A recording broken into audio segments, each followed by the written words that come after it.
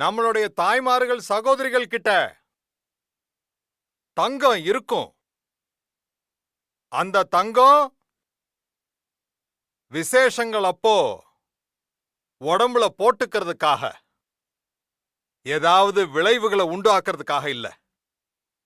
நம்ம நாட்டினுடைய தாய்மார்கள் சகோதரிகள் கிட்ட எவ்வளவு தங்கம் இருக்குமோ, அது எவ்வளவு குறைவா இருந்தாலும் சரி, அது ஒரு பொண்ணுக்கு செல்வம். அது புனிதமான ஒண்ணு. சட்டம் கூட அதை ரட்சிக்கும்.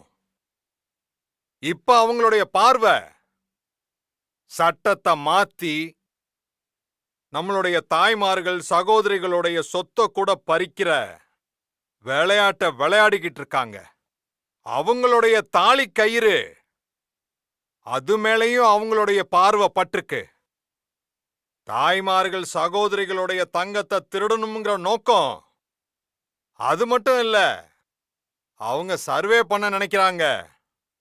இந்த உழைக்கும் வர்க்கத்தினர், பணியாளர்கள், அப்புறம் அவங்க பசங்களுடைய படிப்புக்காக, பசங்களுடைய கல்யாணத்துக்காக யார் எப்படி பண்ணாங்களோ, பிக்ஸட் டெபாசிட் பண்ணிருக்காங்களோ, யாருக்கு எவ்வளவு சம்பளம், யாருக்கிட்ட எவ்வளவு எஃப்டி இருக்கு விசாரணை பண்ண போறாங்க.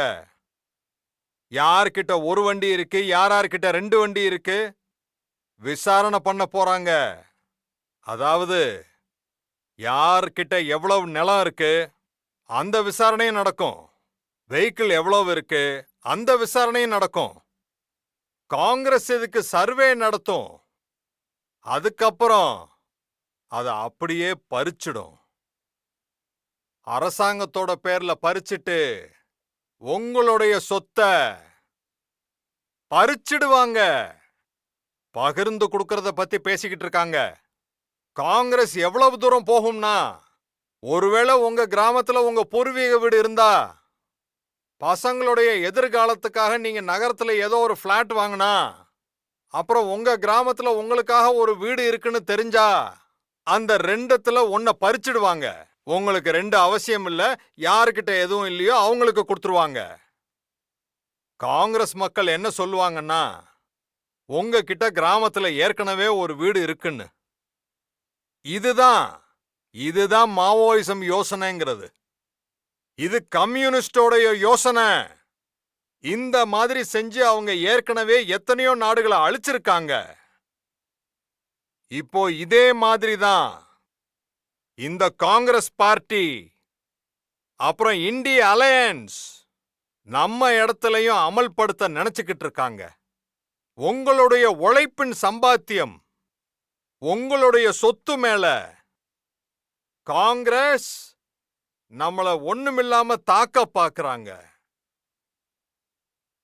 உங்க பெண்களுடைய செல்வத்தை கொள்ளையடிக்க பாக்குறாங்க. தாய்மார்கள் சகோதரிகளுடைய தாலி கயிறு பாதுகாப்பா இருக்காது. இது காங்கிரஸ் சொல்லிருக்கு. இந்த குடும்பவாதி மக்கள் எல்லாரும் நாட்டினுடைய மக்களை கொள்ளையடிச்சு அவங்களுடைய சாம்ராஜ்யத்தை எந்த அளவுக்கு உருவாக்கி இருக்காங்கன்னா, இதுவரைக்கும் அவங்களுடைய மகத்தான செல்வங்களை வச்சு நம்ம ஏழைகளுக்கு எதுவும் செஞ்சதில்லை.